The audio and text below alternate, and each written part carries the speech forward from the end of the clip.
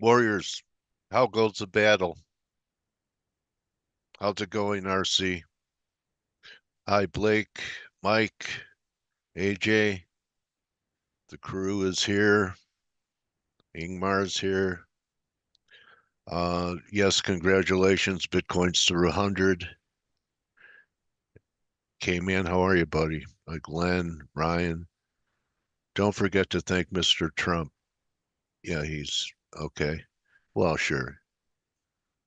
Shirley wins. Who does not fight? Okay. All right. So a lot of celebrations, everything going up, right? So let's look at the charts. I want to start off with Brian. Good morning, Okay. sir. How are you, buddy? So the dollar and you know what we're seeing in euro and cable, um, they can't push them down right now, and they can't break out. Do you just have to wait till the NFP tomorrow to do anything? Most probably, unless we get something out of left field in the meantime. Euro is just doing nothing. It's going More, sideways. yeah, I mean, moribund. They've taken all the vol out of currencies, at least for now. I yeah, mean, it's dropping back a bit. it, We are talking about cable on the flow show. It does look the only one that is putting in a decent signal for a bottom. okay, We had that first 126 low, then it went to 125, went back up, then we held 126 again. That's the perfect pattern yeah, for a bottom and move. So if there's going to be a pair that pushes higher, cable might be it. But NFP, anything can happen. So we could be at 125 or yeah. 129 It's tomorrow. really it's a coin toss into the numbers the Yeah, way it looks. So Aussie's kind of given it's the weakness, it rallied back to resistance, came off. This is probably your short, beat the dead horse on yeah, that. And then I wanted to ask you the action in U.S. dollar yen. To me right now looks like this was in maybe an A, and this is a B or a little bull flag, and then we could get what this measured move. Let's call this 200, and we break out, say from I'll call it here. So yeah. that could take you to 53 again. Yeah, absolutely. And it's even that's looking similar in December to cable and whatever, but just just with bigger ranges. You're getting Yeah, 100, pip, 200 pip moves there, where you're getting 20 pips in the others. But yeah, we're pivoting around this 150 line.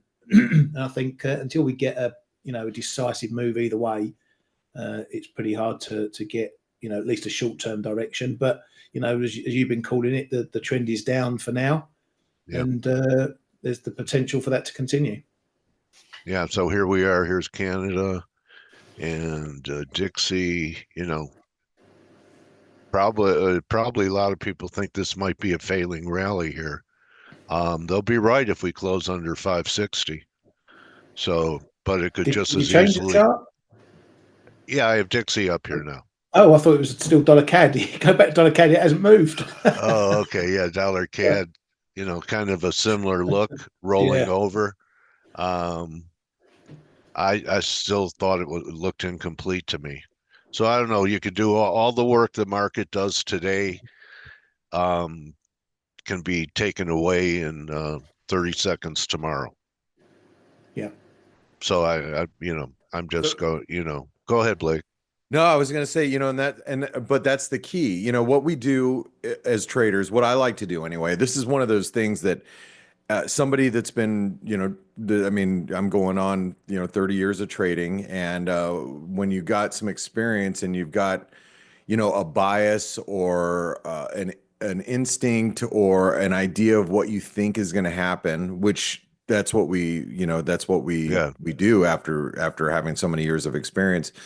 We try to pre-position ourselves into the situation. If you want to, I'll take the chart since you're not sharing right now. So right. I'll Go take ahead. it from here. And I'll come back to Bitcoin in a minute. But when you have you anticipate something that's going to happen, like for example, I think that the dollar is going to sell off regardless. Unless the number is a blowout number. I mean, the number has to be, I think Ryan, you guessed 333,000 jobs. Is that what your guess is? Yeah, I used a Okay, lot all right. of maths and models for that, and no, I just picked it out of thin air. Well, let's say you're right. Just took Well, my number and multiplied it by 3. Yeah, that's the only thing that I would see that would really change the dollar's current trajectory right now. I think right now you can see clearly, and I know we've had discussions about this. The Euros had everything thrown at it that you can possibly imagine. I mean, there's probably more. I mean, I'm sure you guys could come up with a few more things that could happen in the Eurozone. But with what's happening with Germany, politically, France, what's happening there, the manufacturing sector has basically come to a screeching halt. It seems like, especially when PMIs and are nearing the low 40s in manufacturing powerhouses like Germany. Inflation looks like it's come to a screeching halt. I don't care. You name it, Eurozone's been thrown at it, yet the Euro's holding up pretty damn well despite all this. So, you look at the dollar, and all we need really to topple the dollar over right now is a number that doesn't quite meet expectations. So, if the market and yes, we are expecting a decent jobs number. We're expecting 200,000 jobs to be created tomorrow. Weather related, all sorts of reasons why there should be a decent jobs number. Holiday hiring, even though it's a little bit of a late season this season, it doesn't really matter. The number's supposed to be good. What if it's doesn't quite meet expectations? We create 150,000 jobs. Sure, it's not quite 200,000 jobs, but at least we're still creating jobs. Maybe the unemployment rate, ticks up to 4.2%. It's not, it's not 4.5% and it's not 5% unemployment. It just ticked up 1% or a tenth of a percent. That's not unheard of. And what a lot of, you listen to all these economists out there, and so many people are like, oh, we're already in a recession. Oh, it's, you look at leading indicators for the last year or 2 years, whatever, they've all been turning lower. Well, maybe the economy is slowing a little bit, but it's still decent, but it's just slowing a little bit. We get any number that doesn't come in via expectations. You see, technically, the dollar just looks vulnerable. And frankly, if the dollar breaks below 105 and 105.50, then you start turning into what K-Man's been talking about here over the last couple of weeks is, K-Man, you have a bearish dollar bias into year end. Is that correct? Yeah, for the time being, I have, yeah. But I mean, this still the. Let me continue my thoughts here. Oh. So you have like a kind of a bearish bias into year end, which I'm sure you're not the only person, right? And you're not the only person that's thinking this way.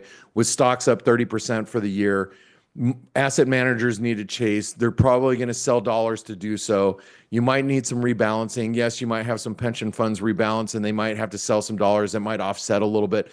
Yeah. But we've seen what you rightly pointed out what the dollar has done last year, and I've seen the dollar get demolished. And I remember I was flying to New York 2019 for Christmas, and the Aussie ripped like 250 pips higher between the day, like a couple days before Christmas till the days, up until New Year. I remember it was just rip roaring dollar weakness. You might see something like that, and if things get going, they're going to get going. But what could, for us, if we're like, okay, I feel that for now, I've got a little bit of a dollar bias. How can I get bearish the dollar ahead of all of that? Well, you're looking to today's data, you're looking to tomorrow's data, and all you need is a little bit weaker headline number. And like I said, the dollar index is trading below 105.50, and then the animal takes a hold, of itself as we go into CPI. Give me an inline print. Well, it doesn't have to be a hot print. Just give me an inline print. Dollar's probably going to sell off a little bit more because the Fed's going to say, you know what, we got a labor market that's we can cut 25 and maybe leave the door open for further cuts if it looks weaker. So next thing you know, you've got the dollar by the end of the year trading down towards 104, 103, over the course of the next couple of weeks that takes hold. So I guess the point I'm trying to make here is, I personally am trying to get ahead of this and get my ducks in a row before we head into year end. And I don't know what's going to happen, but what we try to do is get ourselves into a position so we can add to winning positions, tomorrow. So what I'm hoping for today is I'm hoping that the euro dollar clears the 105.50 level and we make it up towards 106. And then the non-farm payroll is the catalyst that potentially could drive us above 106, on a number that's maybe in line. I hope I explained myself correctly and understand, how, traders that have been doing this for a long time, we try to pre-position ourselves into what we think is going to happen in the future. And that's exactly what I'm doing. And so I'd like to open it up to comments. K-Man, I didn't mean to cut you off earlier. I just wanted to get your opinion because I know you had voiced your opinion about dollar weakness potentially in the year end, but do you want to continue on from here? Well, we still need to get over the hump of tomorrow's data and Sure. potentially even the central banks. But I was just going to say, if you listen to Powell yesterday, he was maybe a little, and Ryan rightfully said so on the Flow Show as well. Maybe that's still on the bullish side, but it can't be otherwise because compared to Europe, compared to Switzerland, even the UK, the US is just outperforming. But he didn't close the door on anything either, right? I guess. But yeah, I think the big one is tomorrow. Tomorrow could really be the kickstart, and especially if we get a weaker one, then I think that may be the kickstart of the year end, which is. But yeah, I mean, it's just my bias because I've been trading the way that the markets are going. Well, the rates are a bit stubborn, but the way the markets are going, it's just screams for a remake of last year. I don't know. It just screams for it. Yeah, and let me get your opinion here, and then I'm going to ask Ryan kind of to chime in here on some of these thoughts that we've been voicing. K-Man, when you look at the market, and this is so evident to me all the time, and I've used the beach ball underwater, holding a beach ball underwater for literally about 20 years, that analogy. I remember being live on Traders Television 20 years ago, showing people in person, like you're trying to push down a beach ball. But how often is it when you throw bad news at something? It could be a stock, it could be the market, it could be, people call it the wall of worry, whatever you want to call it. When you throw so much bad shit at anything and it doesn't go down, what is usually the outcome after that? Usually, I'm not saying every time, but usually. Well, yeah, I mean, it's exactly that. It's the beach ball effect, yeah.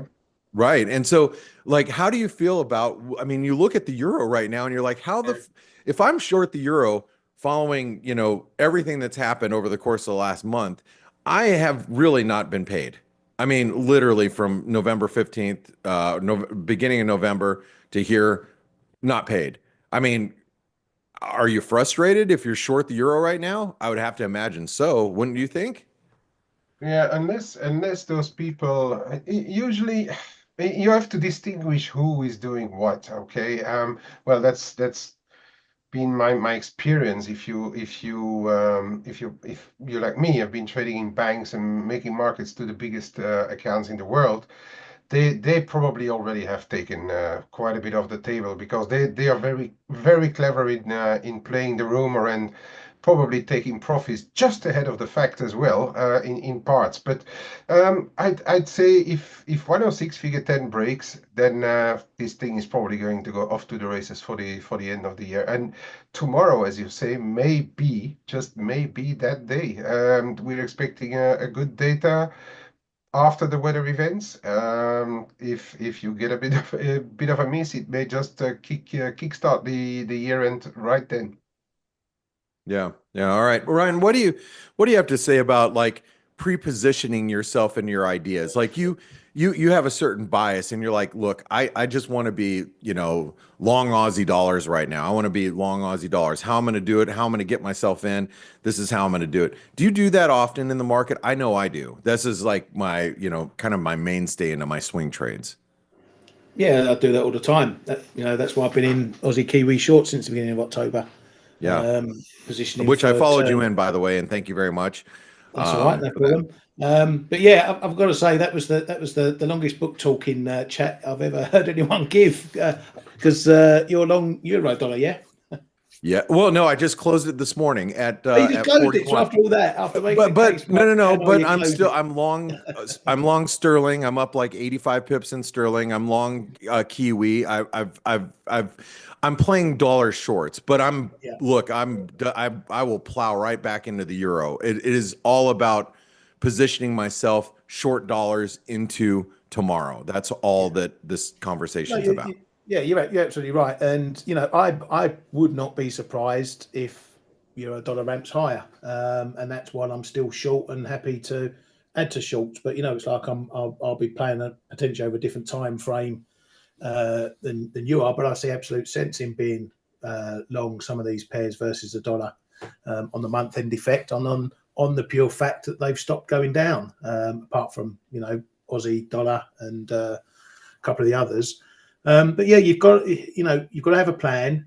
You've got to trade your plan, but be ready to adjust that plan if it doesn't conform to your plan. That's always the way you look at it. You can be piling into short dollars, but if it keeps going higher and higher and higher and breaking your levels, then you've got to know where to get out and where you're wrong, rather than just putting your head in the sand and thinking it's going to come back eventually.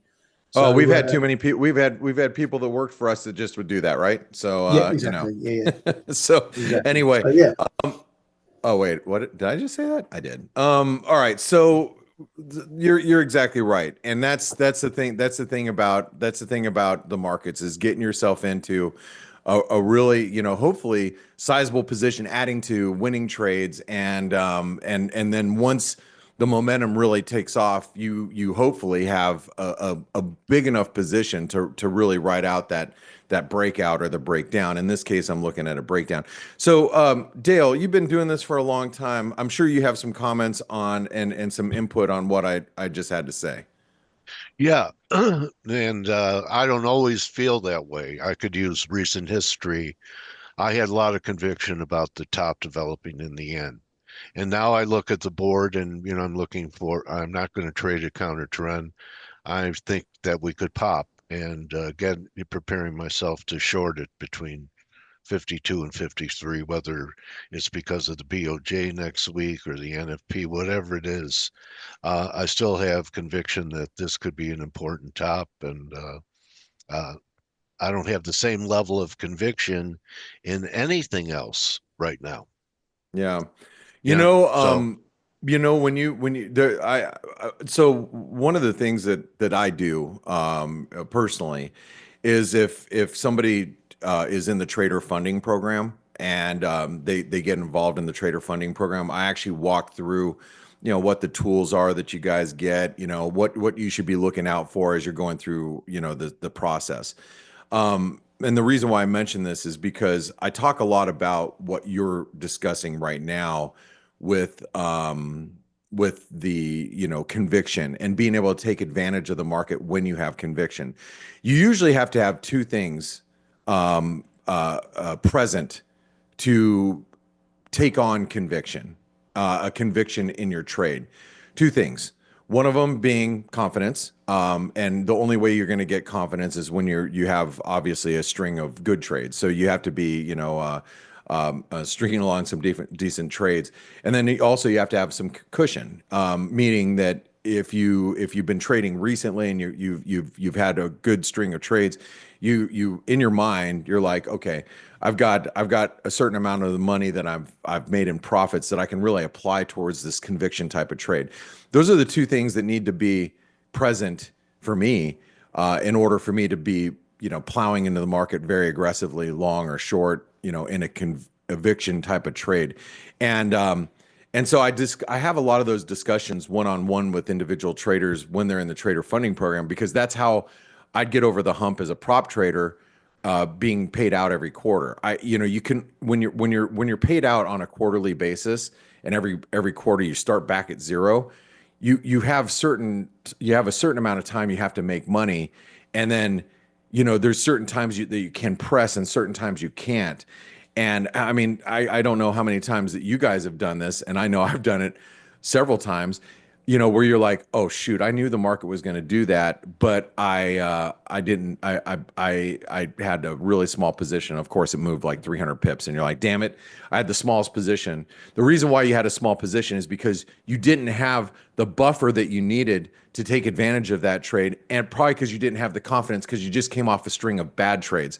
So there's a lot that goes into trading as a whole, and there's a lot to understand. So if you guys are like fairly new in the markets and you don't really have that type of understanding, make sure you take advantage of the trader funding program. Make sure you take advantage of their coaching one-on-one when you can talk to Ryan or K-Man or myself.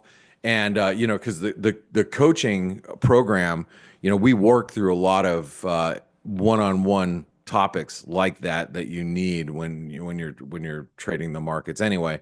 Because what I found is when I'm in a trade and it did exactly what I thought it was going to do, and I didn't participate the way I wanted to do it, it's because I was in a disadvantage when that trade came along. And I do my best every single day not to put myself in that situation, so I can take advantage of the bigger trades that come my way, like what I think is going to happen in the dollar at the end of this year. Anyway, we could go round and round and round about this, and I don't want to go too deep into this because I do want to talk about freaking Bitcoin. Bitcoin just hit 103,000.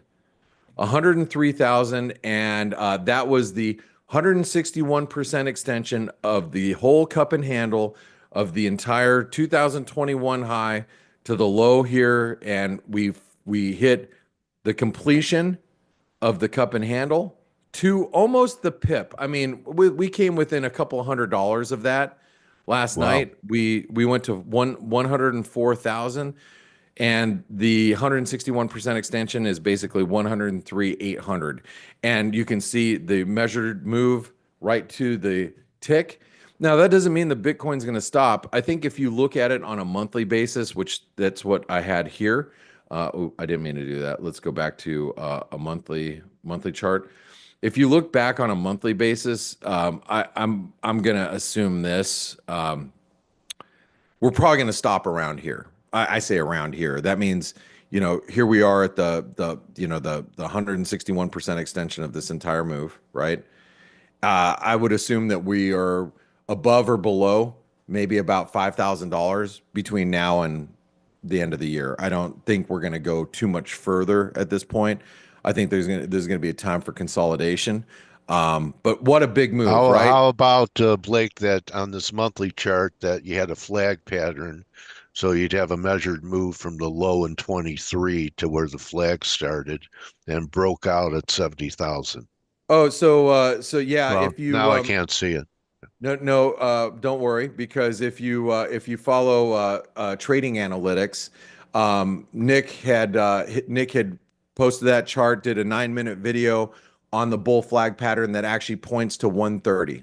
Yeah. So this actually takes us all the way to 130,000 to complete that flag pattern. It'd actually be from here to here.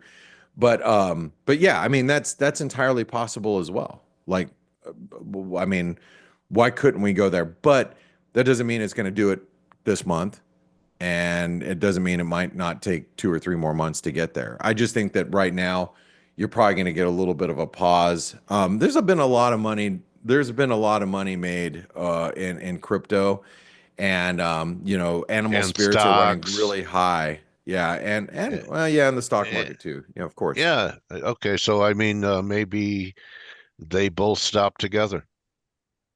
I mean, Yeah, yeah. you were talking melt up yesterday in S&Ps, and certainly still looks like it wants to continue, right? Sure. I mean, yeah. Well, I mean, look, I mean, the Nasdaq 100 closed at highs, and it continues to be higher even this morning. I Yeah. mean, like you know, we were talking about yesterday, like this is the best risk reward to be on the short side of the Nasdaq. I wouldn't do it, but I'm just saying if you are you know, listening to all your bearish narratives from all the macro analysts that have been wrong the last couple of years, you're probably like, no, this is it. This is it. It's not going any higher. If you truly believe that, this is your time to be short. I don't think it's a smart trade right now going into year end, but that doesn't mean that I'm right. I'm just saying that, you know, from a risk reward Well, perspective, this is the place to be on the short side. Ben Maldonado has a rebel yell signal that's due out that happens today. So he's, trying to top pick the market with Uh, this. He I calls can't it tell a you how many rebel times I've yell. tried to top pick the market and gotten run over by a train. You know, and I mean, it just, Yeah. Well, yeah. Hey, you pick your battles and you put in your stops, and if you're wrong, you're right. wrong. I mean, Yeah. that's all we can do. Hey, let's Yeah. we got about 4 minutes until unemployment claims come out. Ryan, what is on your radar today? What do you think is brewing here in the markets? Unfortunately, not a lot at the moment. Ah, come on. There's you got to have some opportunities, or I'm gonna tune out, man. I'm not gonna tune. I'm gonna tune out. I can't magic stuff up.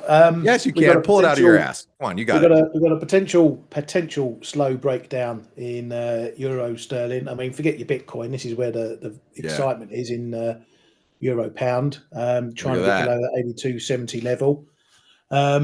We got Aussie dollar still in the mix around this 64.40. It's keeping below it, which keeps the downside in play. And also, you got to keep an eye on them yields. We're just ticking under 420 in tens again, and that is a bit of a pivot level as well. Yeah, you know, I think what's most interesting about yields right now is that they look pretty weak, but the dollar yen's had a decent bounce. Anyway, thanks Ryan for those ideas. I appreciate it. K-Man, I know you have some ideas. No, I'm in small positions, but many ideas I don't have today, to be honest. You don't have a lot of conviction either, then, Kate. Um, well, I'm just preparing, Dale. I'm preparing for what could possibly happen. Yeah. That is that's part of the preparation game, huh? Yeah. So yeah, I'm non-cable and I'm regularly trading it around. So now I can again, if we get a dip below 127 towards 126 and a half, start to add again. That's Yeah. the main one. Yeah, I think this looks like such a great setup.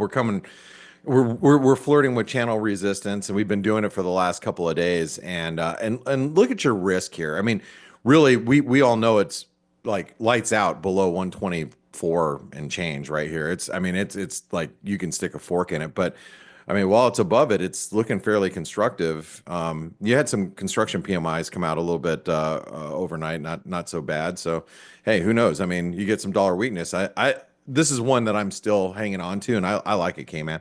Let me see. I was just oh no, we don't have Steve here. Okay, I'm gonna get set up for the news. But Dale, while I'm doing that, what are you thinking today? I'm waiting for the NFP to do anything. All right. So And you're gonna sit on your hands ahead of the yeah, jobs report. right.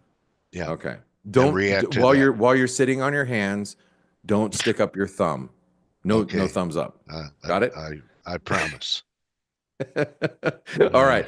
So I put the dollar index here on in the middle. S&P, look at how nasty that 5-minute chart on the S&P is. We're just pinned at the 127% extension if you guys haven't seen it. We're just literally pinned at all-time highs and stuck there. Just like literally stuck there. I'm going to put yields over here to the left. And then I'm going to grab the data flash. Let me just grab yields really quick and put it on. There's 10-year. We're going to put it on a 5-minute chart. So you can see yields right there. There's the dollar index right there. Here's the S&P right here, and here's your data flash. I had it over on off to the side. We have trade balance, Canadian exports, imports, Canadian and U.S. trade balance, jobless claims. 220,000 is what. Oh, here we go. Data's out. 224,000. Slightly revised lower. Nothing. Better continued claims back into the 1.8 millions. Nothing to see here. Moving on. Moving lower. right along. Yeah. Moving right along. And I guess, Dale, sitting on your hands is probably the wisest decision to be made today. But who knows? Who knows? Especially with tomorrow's jobs report. Let's see if the market starts pre-positioning itself into the jobs report. And I just going to mention it just because I did and I didn't show you guys. Here's the S&P. There's the last leg lower that we had pre-Thanksgiving. We're at the 127% extension. And I mean, just look at the intraday charts. I mean, look at the 1 hour charts. We're just basically pegged at the 127% extension, and a break higher above 6,100 is going to put 6165 in play, which is also a minor channel resistance. And then the longer term channel resistance comes in at 64, 6,500. You know, and that's when you start looking at what does the end of year, you know, look like if the market is completely, everybody's piling in to stocks at the end of the year. You know, you start looking at those levels. So anyway, I know you have Tony Nash here, who's going to be a great interview. So Dale, thank you so much for your guidance every day. Ryan, thank you for coming up with some trade ideas and giving everybody something to chew on. And K-Man, we always appreciate your positioning ideas, especially going into year end. So thank you so much for what you guys do on the Flow Show. And it looks like the dollar index is flirting with support right now. This is horizontal support, and we're trying to break a little bit right now. So watch the dollar. It's not Cheers, holla. guys. The Cheers, emperor everybody. has no clothes. Right, Blake?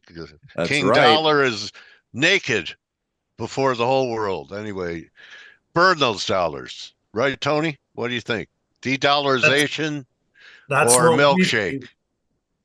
Well, it's a mix of both, actually. It's time frames, right? So, Yeah.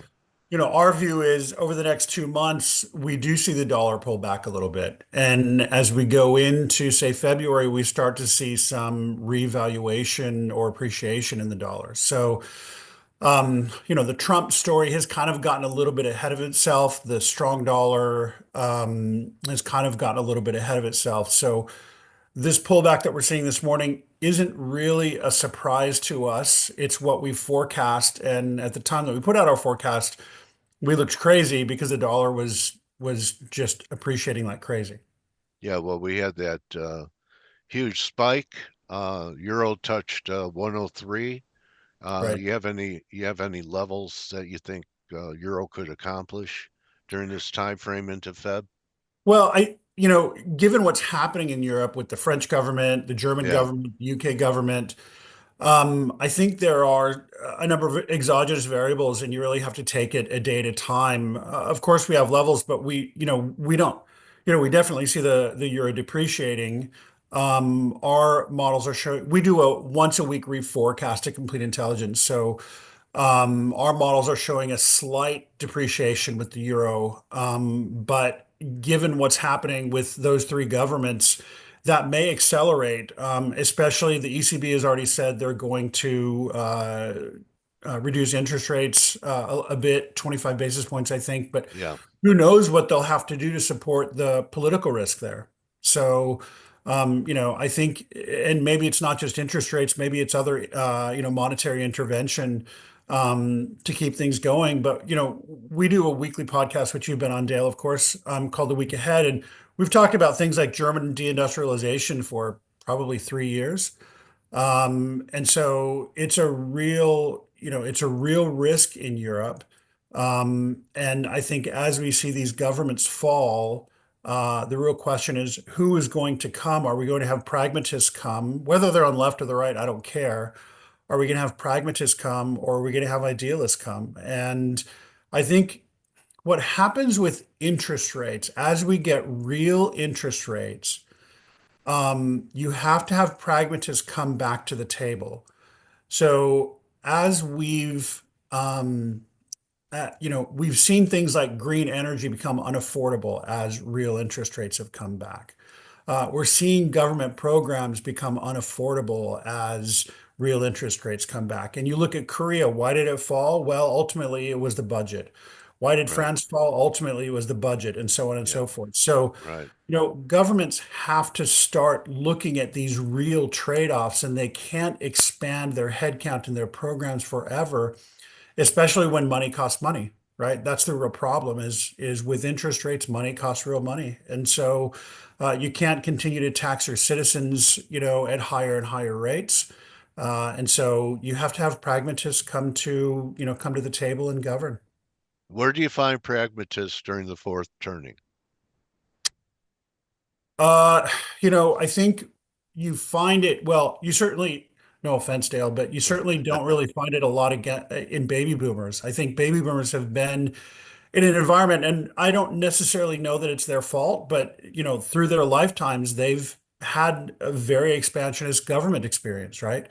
Yeah. So it's really hard to find pragmatists among baby boomers who really are interested in bringing change to the table. So now I look at, and again, I don't know where everybody falls with politics, and I'm not advocating, someone either way, but when you look at, the average age of the people that Trump is bringing to the table, they're in their 40s, right? They're not Right. these 124-year-old guys who are sitting in Congress, right? They're guys in their 40s who have an interest in the future and have kids and, want to look at policy that has an impact, 10 and 20 years on, not people who are going to not be on this planet in 2 or 3 years, who are just trying to, make Is, short-term political ends meet. is that a forecast? Is that a forecast for? No, I don't think Anyway, so. I don't think so. I don't really go there, but I plan to go a little further than 2 or 3, but you never know. It could end after the interview. I might be so never know. Hey, for me I'm so too. despondent right now, being a For part of the baby boom for me too, generation. Dale. It could, You know, it could end I today. didn't, but I didn't ride the crest of the wave like a lot. I do know what you're talking about, Yep. and even within the sect of baby boomers, there were those that had to kick in every door to make it open. Of course. Yeah, no. Right? Of course. And Yeah. I'm largely talking about the baby boomers in DC, right? Mm. And the baby boomers in European governments. And, Oh, this is DC. this is Yeah. the real problem is um, until we have some sort of generational change in governance, and Yeah. you can say the same thing for Japan, you could say the same thing for Korea, you The could say whole the same world. thing for China, right? And Yeah. so, until we have leadership after Xi Jinping, we're not going to have dramatic change in China. Until we have leadership after the current, whoever's in power this week in Japan, we're not going to have real change. And you have younger people who are begging and really expectant for something different. But these are people who at the apex of their career had ZERP and NERP environments, and they Yeah. just True. can't adjust their mind to a real interest rate environment. Meantime, the generations behind them are feeling the real trade-offs of in inflation, right? And this Yeah. is why we're seeing the political change where Yep. governments fall, where, different people get elected and other things. And so this is where I look at, you look at Korea this week with the martial law, and then 6 hours later it was gone because people don't Yeah. want business as usual, right? They don't want, just kind of top down type of things. So, you know, I'm I believe that, and what we believe, and what our platform is showing is that we do have a short-term kind of Trump expectation bounce in things, and we did have the dollar bounce for about a month and a half, and we're now starting to see that kind of fall down a little bit. And that's okay. As we get into February, March, we'll start to get a feel for what policy is possible. We'll How start to about get, this? How about yeah, this, Tony? Is it possible that what we're seeing is a great investor relations campaign Absolutely. for an IPO or for a company that's already diluted and about to go bankrupt. It's not a bad analogy. And the problem, Dale, is that that's happening now in the US, France, Right. Germany, South Globally. Korea, and so on and so on. It's happening Yeah. all over the place. Yeah. And the real question is who will get on board with the change that needs to happen? It looks like the US has. And again, this isn't a political alignment thing. It's, Yeah. who is really putting in the actual operational leaders who have a stake in the future.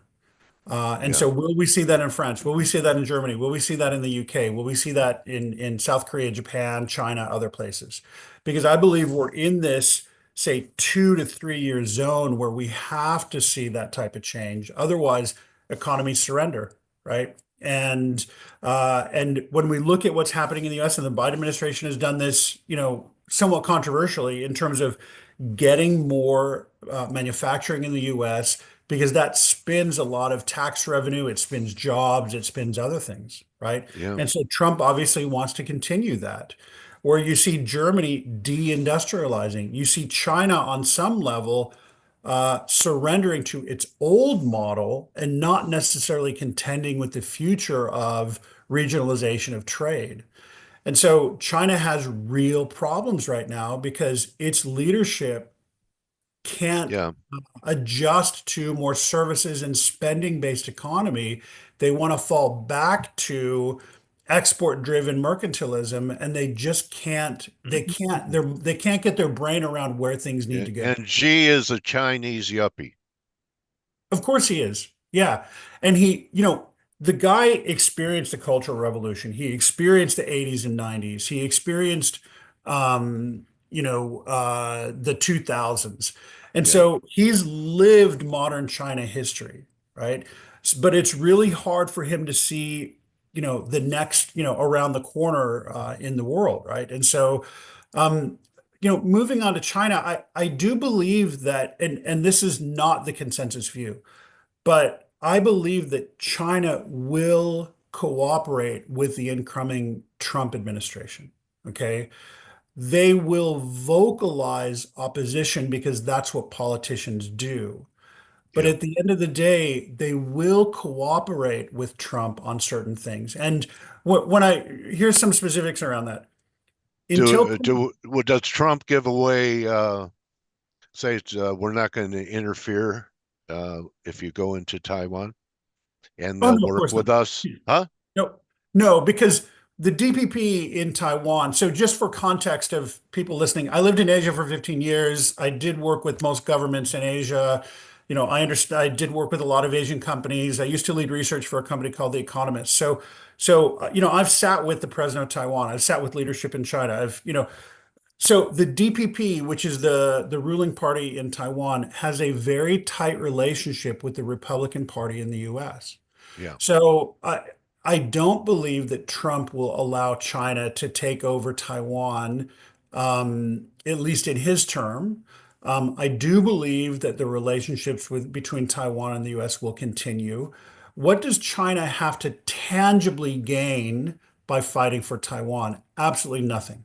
They get to win what Mao Zedong and Deng weren't allowed to do, which is take over Taiwan.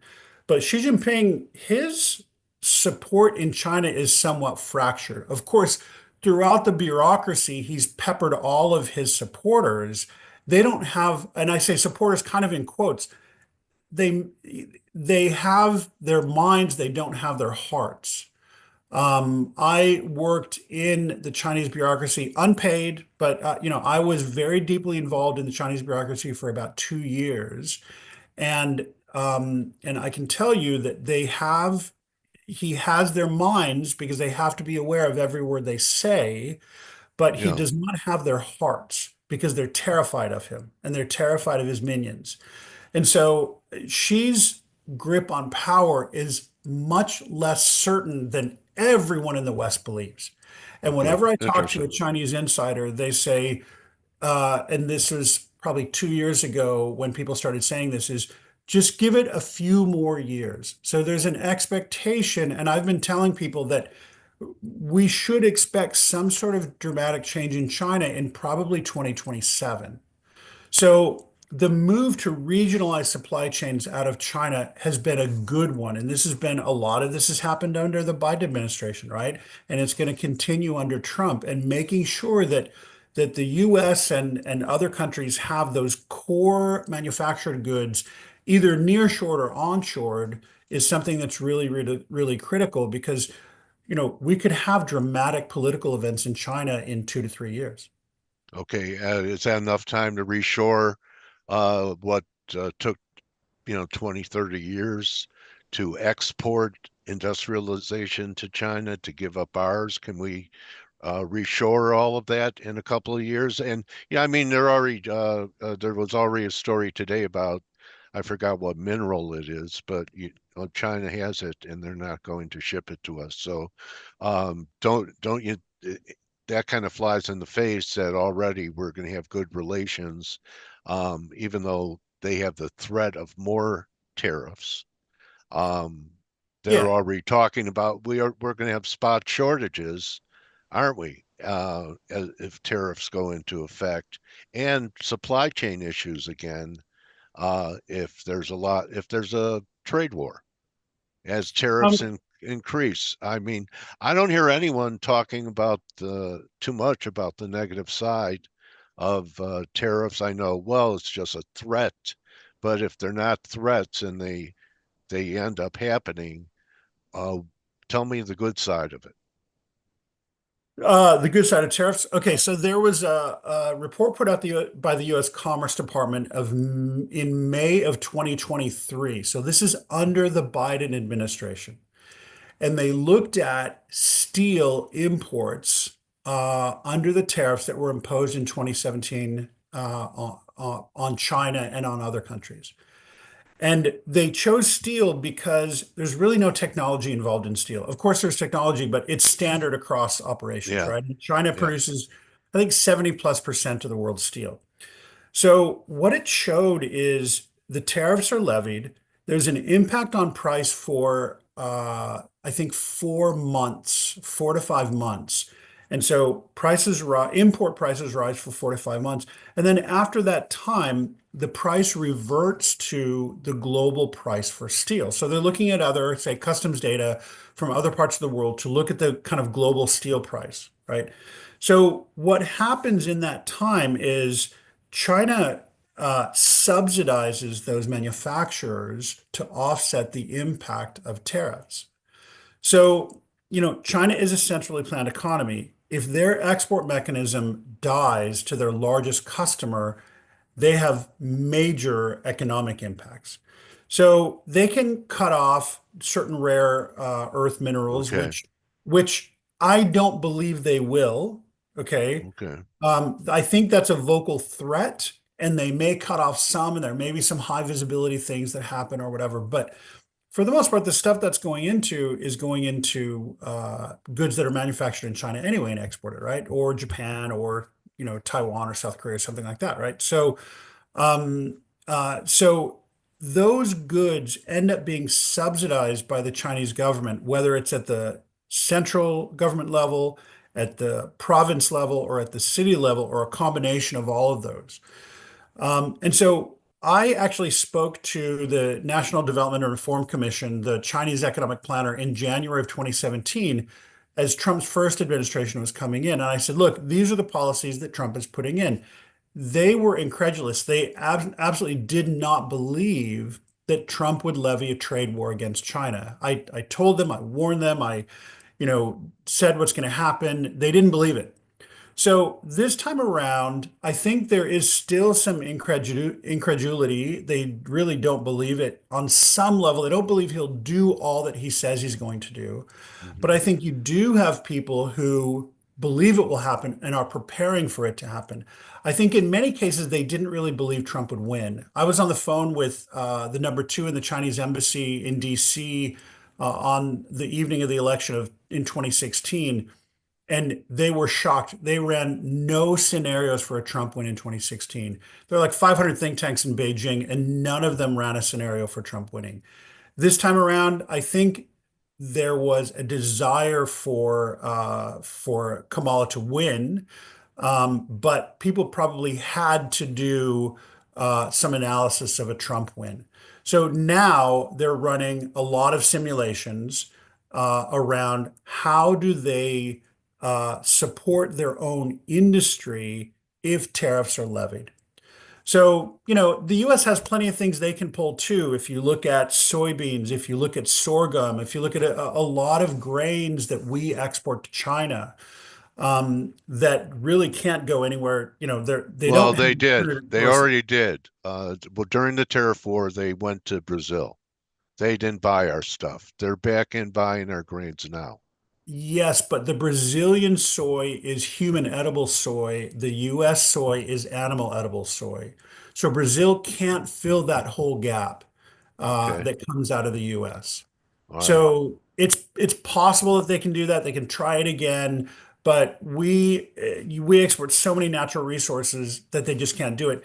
The other part of the calculation is with Syria, with Iran, with Russia, with all that stuff happening in the Middle East, it it will endanger at least a portion of China's energy supply chain. Okay. So China has to keep its options open to source oil and gas from the US, particularly gas. US oil is a bit more expensive, of course, but they have to keep that supply open in case the Middle East continues to fall apart. So if the Turks take over Syria, if the IRGC in Iran takes more control of government, it could be somewhat problematic for exports to China. If Russia continues to have problems, it could be somewhat problematic for their supply chains of energy to China. I'm not in any way saying it would be 100% cut off, but together Iran and Russia supply 30 to 40% of the oil to China. So if there's a hiccup in their supply chains because of some political issues or regional issues or something, that could cause huge ripple effects in China. And they have to keep their potential supply for the US open. So I don't necessarily think the US China discussion is a zero sum discussion. Okay. China can say, yes, I we're do. going to cut off some key minerals, but then the US can cut some stuff off. And I don't think anybody really wants that on either side, regardless of how partisan they are. I read a statement that G said that it was fine that Trump won because he would take the economy down faster. Yeah, that's fine. I don't think Xi Jinping has really anything to brag about because China's economy is in a very Well, I'm difficult just saying position. what he said. Was he talking about the US economy or Yeah, China's economy? U.S. Oh, economy yeah, that maybe. he'll It's endanger. possible. Okay, It's and it's it's possible. all right, and you don't think don't it would take over 4 months to get new transformers here? We don't manufacture transformers for our grid. Yeah, I get that. Yeah. We get a lot of them from China. You And know, our pharmaceuticals and other yeah, things. And there are yeah, all of these cases they're that not going to squeeze us. problematic. You're optimistic, Tony, that we're not going to be squeezed by China because they need us now. Well, I think there are enough trade journalists out there who are very pro-China. Look at the Financial Times, look at Bloomberg, look at, Yeah. a lot of the financial press. They're extremely pro-China. So they will highlight every dramatic case possible to influence public opinion in the US. Okay. You don't have the same thing in China, of course, right? You don't have China Daily, you don't have the Chinese newspapers who are looking at, say, dramatic cases of things being cut off from the US. But, these main US sources for news, the FT, Bloomberg, Wall Street Journal, extremely pro-China. So they're going to put the fear of trade wars into all of us over the next few months. And I think the new administration is going to be kind of swimming upstream, but I think their wording is going to continue to stay strong. Will they carry through on all of it? Of course not. but Yeah. their wording and their messaging will stay very Well, strong. it sure got a rise out of Trudeau to fly Yeah, to exactly. Florida unannounced and want to talk about these 25% tariffs. Let's get to, we're ending this year, 2024. We're in parabolic fashion in equities and in Bitcoin, basically in risk, Yep. right? There's You no see, risk on the table.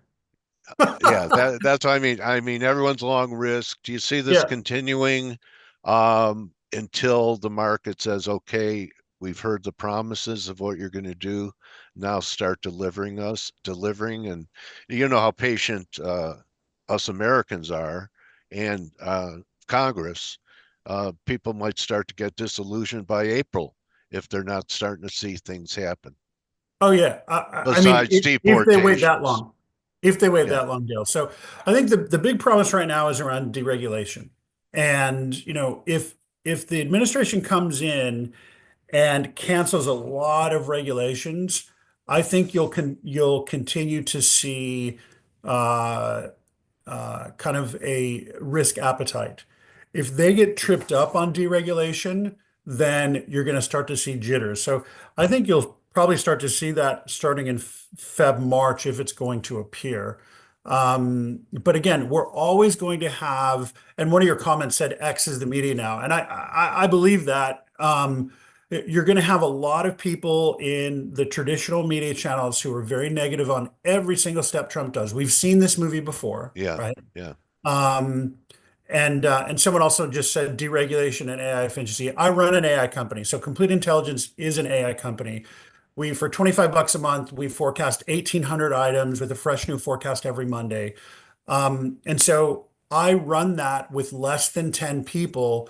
When I led the economist research business, that was the country analysts and everything else, that was hundreds of people, right? Yeah. Yeah. So I have fewer than 10 people at Complete Intelligence, and we're doing global market forecasts, individual stocks, ETFs, everything, global economics. Right. So AI will add a massive amount of efficiency into government, into private sector, and other things. So that comment was absolutely right. And I think with the Department of Government Efficiency, and I don't mean this to sound naive at all, but I think with the Department of Government Efficiency, it's going to take longer than people are estimating. It's probably going to take over a year before they make dramatic impacts. But I think we'll start to see some impacts on the federal government and automation and technology where things just haven't been. Because the Does MO, your, I'm sorry, Tony, does your AI spit out longer term forecasts or they're just weekly? no, we do monthly interval for 12 months. Okay. And again, that's refreshed every Monday morning. And so say mid-month, we take in the actual trading days to that point in the month, and then we'll reforecast the rest of the month. So that this month forecast is live, as are the next 12 months. Okay. So we're looking at where markets will move over, I would say, the medium term. So there are a lot of people who do intraday. There's a lot of technical, Okay. analysis out there, and so So we're using so do AI you to think do we're going to really have a well. continuation of uh everything going higher together in 2025 as it is now? I would say for the first quarter, that appears to be the case. I think Okay. beyond the first quarter, we have to be really careful. I'm not saying markets will crash or anything, but Yeah. I think as the policies of the new administration come into focus, investors will start to see risks and opportunities and treat them differently. So, we Okay. look at tech continuing to rally, we look at other things continuing to rally, and we look at Bitcoin continuing to rally. And I think at some point people have to sit back and say, is this really the right direction for this asset? Right. And so, that's really up to the individual investors to decide on what valuation they want. But what I hear more and more, and I've heard this, Dale, over the past, say, 2 to 4 weeks, more and more, is valuations seem extremely stretched. And so that becomes the sentiment, or has become the sentiment. Yeah. So I think as that becomes the sentiment, people become more, I would say, risk aware, not necessarily risk averse, but at least risk aware. Okay, Tony. A really interesting discussion and your background and the things that you've lived and have gone through. Really interesting take on China today and what you see ahead. I appreciate you being here and giving your time to, you know, for us to have open minds and think about what you said. Thank you, Dale. So, This is a great show. Appreciate it. Thank you. you know, I'm a fan. Okay, Tony. Same. Thanks, Dale. Yeah, great talking to you. I'll catch you into the brave new world next year. Yeah, All right, we will. buddy. Thank you. All right, All bye. right. All right. Thanks, Tony everyone. Nash, everyone. And go to Complete Intelligence, check his work out. Last time Tony was on, he was right about the euro. So check him out. That's a wrap for me. Isn't it Friday yet? Oh no, that's tomorrow. Okay. So NFP tomorrow. NFP tomorrow. Thank you, Laura. You know, I enjoy talking to these people. I'm glad that some of you enjoy it as well. So remember, don't just count your tariffs, count your blessings. All right. I would say that to the president too. Don't just count your tariffs, count your blessings. And he has really been blessed, that's for sure. People are looking out, something's looking out for him. And that's a wrap, everybody. And see you tomorrow. We'll see how the dollar reacts, see how Blake's narrative unfolds. I'll see you tomorrow to react to the reaction. Adios. Thank you, Ingmar.